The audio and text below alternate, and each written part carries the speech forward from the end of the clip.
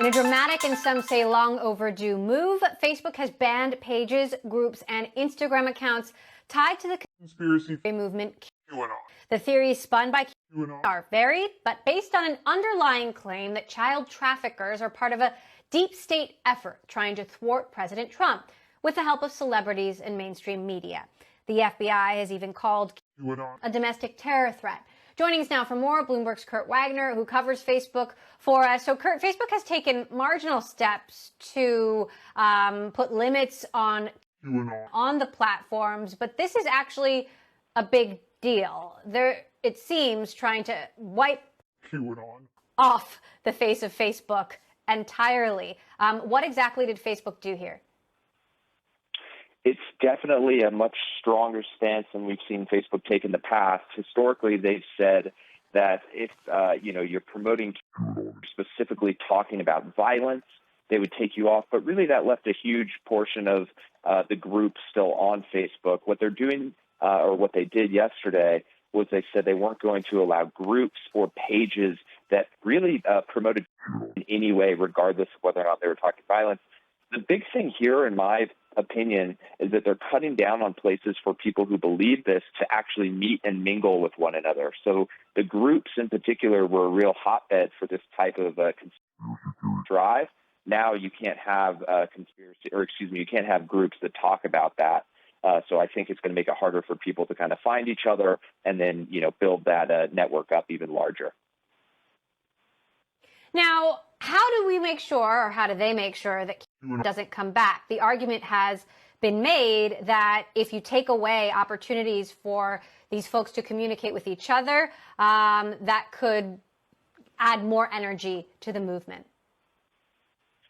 Well, I do think that this will come back. The question is, will it come back on Facebook? I think it's possible that we'll see this group kind of crop up in other places.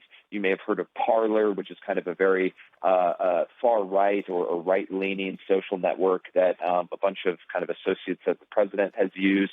It's possible that we might see some more activity there. But really, one of the small loopholes that Facebook left is they said, if you're going to promote from your individual Facebook account, that is still allowed. So it's not as if simply believing in this conspiracy theory you booted off the platform. There are still going to be a bunch of kind of believers on Facebook. The question is, will they be able to continue to kind of have the influence they have if they can't meet as groups or build up pages?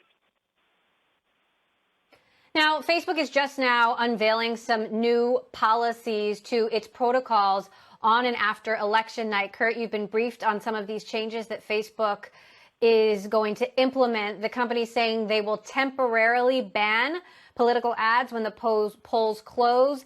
They will forbid posts that threaten or intimidate voters, and they will alert users if races have not yet been decided. Tell us more about what Facebook is telling you about these changes. Yeah, a few of these.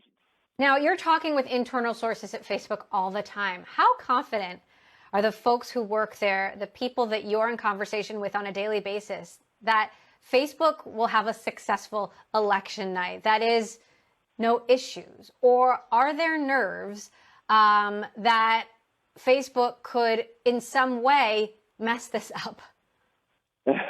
Well, there are definitely nerves.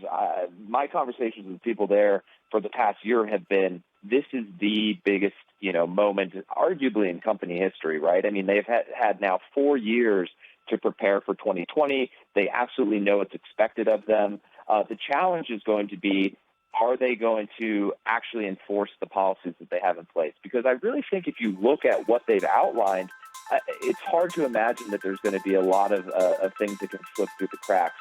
But what they haven't done, in my opinion, is really enforce the way that they probably should, especially when it comes to the president. And so are they going to, have the confidence to basically pull stuff down if need be, or are they going to let it go? And that, to me, is going to be the difference between whether or not we give them a solid grade or say that, they missed the mark here.